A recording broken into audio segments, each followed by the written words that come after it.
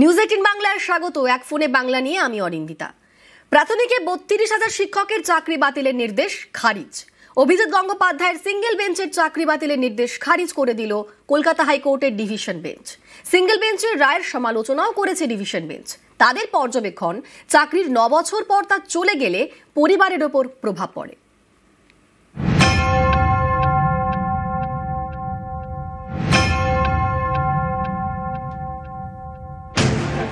২ বছর আগে ৩২,০০০ প্রাথমিক শিক্ষকের চাকরি বাতিল করে দিয়েছিল কলকাতা হাইকোর্টের সিঙ্গল বেঞ্চ।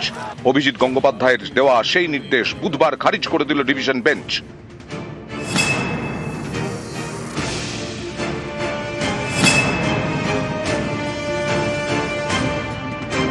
বিচারপতি তপব্রত চক্রবর্তী এবং বিচারপতি ঋতব্রত কুমার মিত্রর পর্যবেক্ষণ, চাকরির ৯ বছর পর তা চলে গেলে পরিবারের ওপর প্রভাব পড়ে। অভিজিৎ গঙ্গোপাধ্যায়ের চাকরি বাতিলের নির্দেশের এদিন সমালোচনা করেন ডিভিশন বেঞ্চ। পর্যবেক্ষণে বলে, অনিয়মের অভিযোগকে প্রতিষ্ঠা করতে অনুসন্ধান করেছে সিঙ্গল বেঞ্চ। রুদ্ধদ্বার ঘরে পরীক্ষক এবং অনেক পরীক্ষার্থীর সাক্ষ্য নেওয়া হয়েছে। সিঙ্গল বেঞ্চ নির্দেশ দেয়, নিয়োগ প্রক্রিয়ায় অ্যাপটিটিউড টেস্ট নেওয়া হয়নি। অ্যাপটিটিউড টেস্ট হয়নি বলে যে নথি পেশ করা হয়েছে তা প্রমাণের জন্য যথেষ্ট নয়। ইডি এবং সিবিআই এর তদন্তে ৩৬০ জনকে অযোগ্য বলে চিহ্নিত করা হয়। তাদের সকলের চাকরি বাতিল হয়েছে। তা বলে পুরো নিয়োগ প্রক্রিয়ায় দুর্নীতি হয়েছে বলে প্রমাণ মেলেনি। তাই ৩২,০০০ প্রাথমিক শিক্ষকের চাকরি বহাল থাকছে। কোনো জজের যদি পলিটিক্যাল এজেন্ডা থাকে, যেমন অভিজিৎ গঙ্গোপাধ্যায় ছিলেন মাননীয় বিচার, সেই পলিটিক্যাল এজেন্ডা নিয়ে যখন তিনি তখন বিচার করেন, তখন বিচার ব্যবস্থা ফল্টি হয়ে যায়, সেটা দেখাই যাচ্ছে। যারা একদিন বলেছিল এই ৩২,০০০ চাকরি খাওয়ার পরে অভিজিৎ গঙ্গোপাধ্যায় ভগবান বলে স্লোগান তুলেছিল, আজকে উল্টো দিকের লোকেরা এই স্লোগান তুলছে অভিজিৎ গঙ্গোপাধ্যায় শয়তান। বিচার ব্যবস্থাটাকে পুরো পলিটিক্যালি মোটিভেটেড যিনি করেছেন তিনি হচ্ছেন অভিজিৎ গঙ্গোপাধ্যায়। এনকোয়ারি করে যে তথ্যগুলো বেরিয়েছে, তথ্যগুলো তো গ্রহণ করা উচিত। এ তো সুপ্রিম কোর্টের রায়ও আছে। বিচারপতিদের মনে হচ্ছে যে প্রাতিষ্ঠানিক দুর্নীতিটা খুব প্রমাণ হয়নি, এটাই তাদের মনে হয়েছে। কিন্তু সেটা তাদের ভুল সিদ্ধান্তই বলতে পারি। যদি আবেদন কেউ করে সুপ্রিম কোর্টে যেতে চান, তাহলে নিশ্চয় আমার দিক থেকে যা সাহায্য করার করব।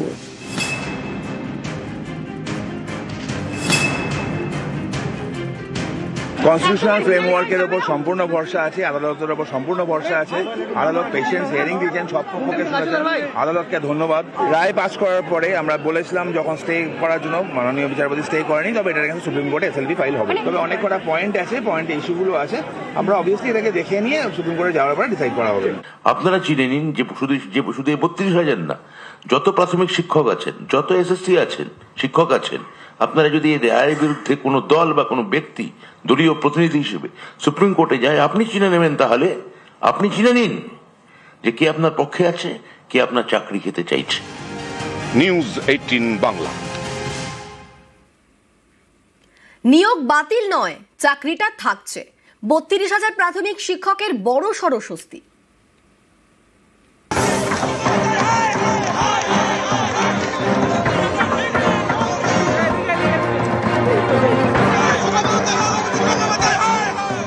সত্যের জয় হয়েছে, যেটা সঠিক। সিঙ্গেল বেঞ্চের যে রায়টা হয়েছিল পলিটিক্যাল বায়াস, উদ্দেশ্য প্রণোদিত, যেটা আজকে মুক্ত হলো, কলঙ্ক মুক্ত হলো এবং সত্যের জয় হলো। যে দাগ এবং যে লজ্জা নিয়ে বেড়াতে হতো, তার থেকে মুক্ত পেলাম।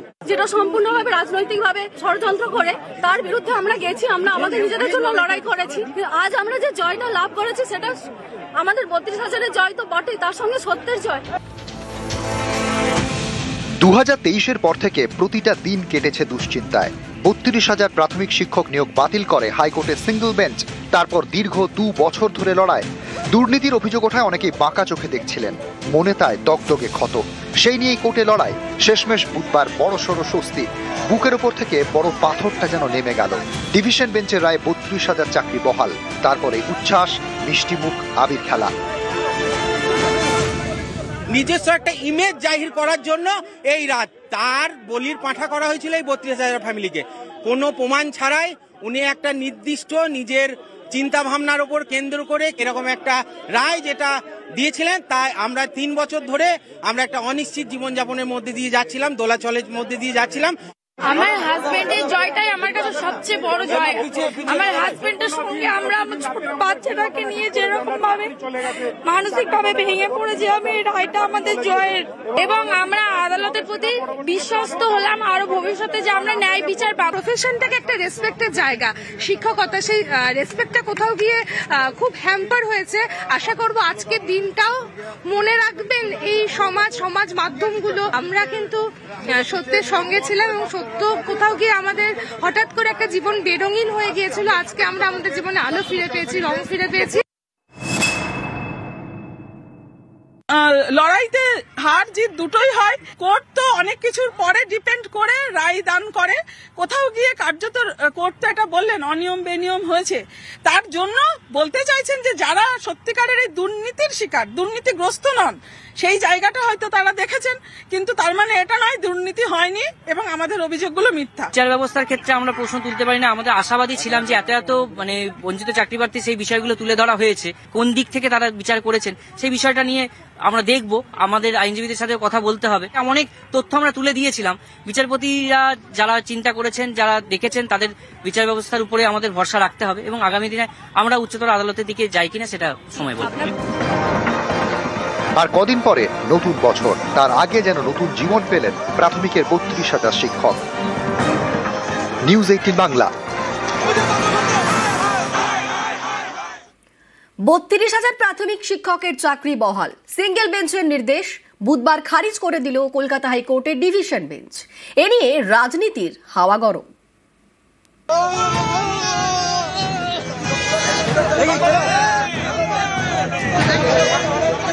টিচাররা জাস্টিস পেয়েছে, কোথায় কোথায় কোর্টে গিয়ে চাকরি খেয়ে নেওয়া, এটা তো ঠিক নয়।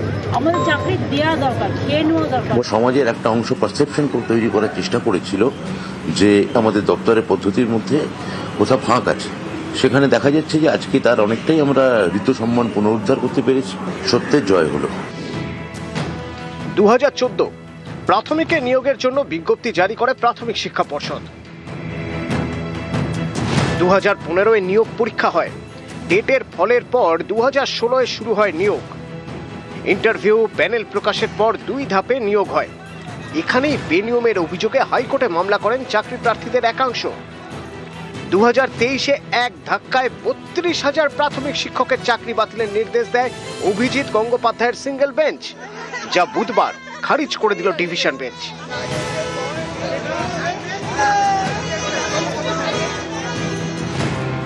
বছর গড়ালেই এ রাজ্যে ভোটমুখী বঙ্গে নিয়োগ দুর্নীতির অভিযোগকে বারবার অস্ত্র করেছে বিরোধী দলগুলো। এই পরিস্থিতিতে ডিভিশন বেঞ্চের এদিনের রায়কে পাল্টা হাতিয়ার করছে তৃণমূল। 26,000-এর চাকরি গেল, আপনি এমপি হলেন।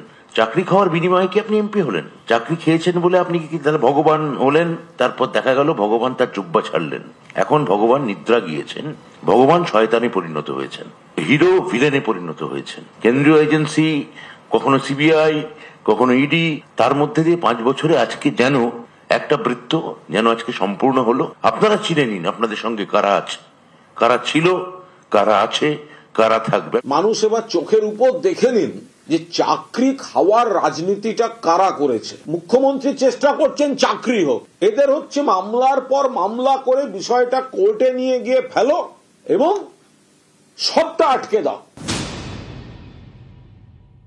প্রাইমারির ক্ষেত্রে তাদের পরিবারের কথা 9 বছর চাকরি করেছে কথা দেখানো হয়েছে, কিন্তু আমি মনে করি জুডিশিয়ারিতে সব সময় ডকুমেন্ট এবং তথ্যের উপরে হওয়া উচিত। ছেলেমেয়েরা, আমার ভাই বোনেরা চাকরি করছেন, তারা পরিস্থিতির শিকার, তারা টাকা দিতে বাধ্য হয়েছে। অভিজিৎ গাঙ্গুলি সঠিক, তিনি ডকুমেন্ট এবং তথ্যের উপরে জাজমেন্ট দিয়েছিলেন। যারা বঞ্চিত হয়েছেন, মেধা অনুযায়ী চাকরি হয়নি, তারা কি করবেন তাদের বিষয়। চাকরি থেকে যাওয়াটাও যেরকম একটা এই রায়ে সাধুবাদযোগ্য, আবার এই রায়ের মধ্যে যারা অন্যায় করেছেন, দুর্নীতি করেছেন, তারা এই চাকরি ক্ষেত্রে থেকে যাওয়া, দুজনেরই একই স্কুলে একই ক্লাসে পড়ানোটাও নিশ্চিতভাবে উদ্বেগের বিষয়।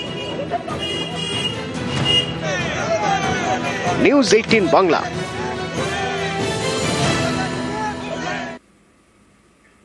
এসএসসির গ্রুপ সি এবং গ্রুপ ডি নিয়োগেও বয়সে ছাড়। কলকাতা হাইকোর্টের নির্দেশ, বয়স পেরিয়ে গেলেও যোগ্যদের পরীক্ষায় বসতে দিতে হবে। এসএসসিকে 8ই ডিসেম্বরের মধ্যে প্রকাশ করতে হবে যোগ্যদের তালিকা।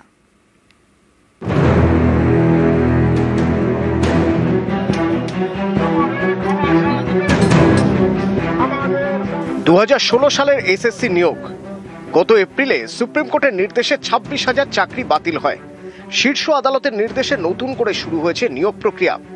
9, 10, 11, 12 এর পরীক্ষা হয়ে গিয়েছে, চলছে ইন্টারভিউ প্রক্রিয়া। বাকি রয়েছে গ্রুপ সি এবং গ্রুপ ডি নিয়োগের পরীক্ষা। যোগ্য পরীক্ষার্থীদের অভিযোগ, দীর্ঘ আইনি লড়াইয়ের কারণে অনেকেরই পরীক্ষায় বসার বয়স পেরিয়ে গিয়েছে, তাই বয়সে ছাড় দেওয়া হোক। এ নিয়ে মামলা হয় কলকাতা হাইকোর্টে।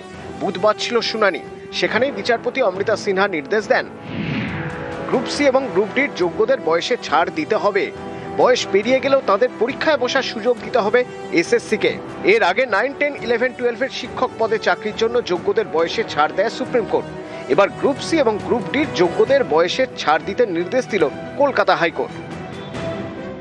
আজকে মহামান্য বিচারপতি বলে দিয়েছেন, যেহেতু নট স্পেসিফিক্যালি টেন্টেডদের সুপ্রিম কোর্ট এই এজ রিল্যাক্সেশন সহ সুবিধা দিয়েছেন যাতে তারা পরীক্ষায় পার্টিসিপেট করতে পারেন, সেই জন্য এসএসসিকে নির্দেশ দিলেন টেন্টেড লিস্টের সঙ্গে নট স্পেসিফিক্যালি টেন্টেড লিস্ট সেটাও প্রকাশ করতে হবে এবং তাদের এজ রিল্যাক্সেশন দিয়ে, তাদের অন্যান্য সুবিধা দিয়ে এই নতুন রিক্রুটমেন্ট প্রসেসে তাদের পার্টিসিপেট করতে দিতে হবে।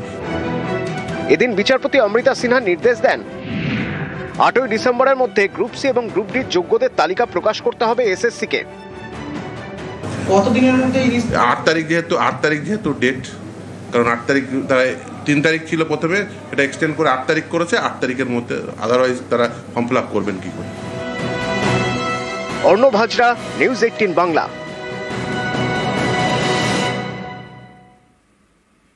সোনালী খাতুনকে দ্রুত দেশে ফেরাতে হবে, কেন্দ্রীয় সরকারকে নির্দেশ দিল সুপ্রিম কোর্ট। পরিবারের প্রশ্ন, জামিন পাওয়ার পরেও কেন সোনালীদের ঘরে ফেরাতে পারছে না কেন্দ্র? আর কতদিন অপেক্ষা করতে হবে? খুশি আছি বহুত, আমি আনন্দ আছি, কিন্তু ডেটের ওপরে ডেট দিচ্ছে, আজ আসছে কাল আসছে, 4 হপ্তাহ টাইম দেওয়া হলো কোর্টে, হাইকোর্টে, কিন্তু তবে এলো না। মহামান্য আদালত বলেছে ফিরিয়ে আনো, তারপরেও ফেরায়নি।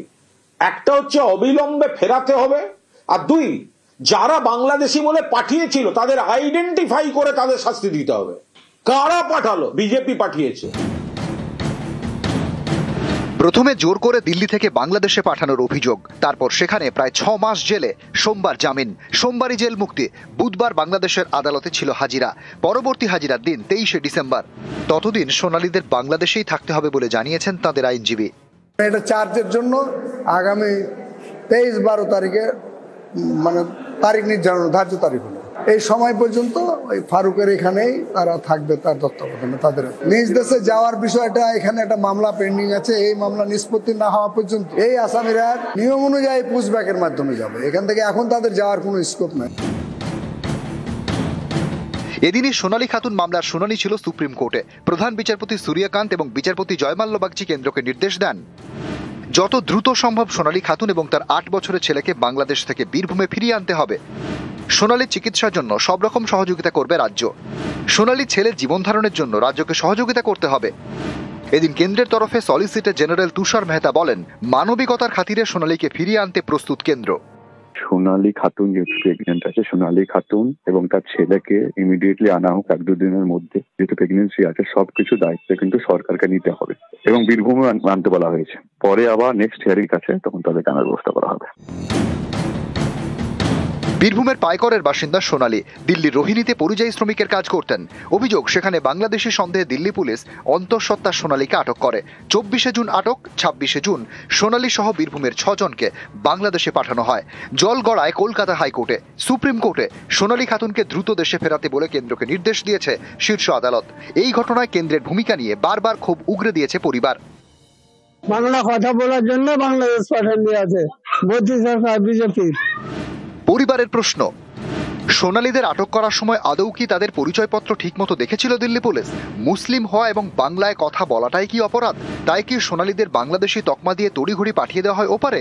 সোনালীদের দ্রুত ঘরে ফেরাতে নির্দেশ দেয় কলকাতা হাইকোর্ট। পরিবারের প্রশ্ন, এরপরেও কেন্দ্রীয় সরকার কেন সোনালীদের ফেরানোর কোনো উদ্যোগ নিল না? কেন তারা হাইকোর্টের নির্দেশকে চ্যালেঞ্জ করে সুপ্রিম কোর্টে চলে গেল? মহামান্য আদালত বলেছে ফিরিয়ে আনো, তারপরেও ফেরায়নি। একটা হচ্ছে অবিলম্বে ফেরাতে হবে, আর দুই, যারা বাংলাদেশি বলে পাঠিয়েছিল তাদের আইডেন্টিফাই করে তাদের শাস্তি দিতে হবে। কারা পাঠালো? বিজেপি পাঠিয়েছে। ওই ঝাঁকের মধ্যে এক আধটা থাকতে পারে। হরিয়ানাতে 1000 জনকে ডিটেন করেছিল, 913 জন বাংলাদেশি মুসলিম বেরিয়েছে, আর বাকি ভারতীয় মুসলিম বেরিয়েছে, ভারতীয় মুসলিমদের ছেড়ে দিয়েছে। সেই ভেজালের মধ্যে একটা হয়তো একটা দুটো আসলও পড়ে যেতে পারে। নিউজ 18 বাংলা।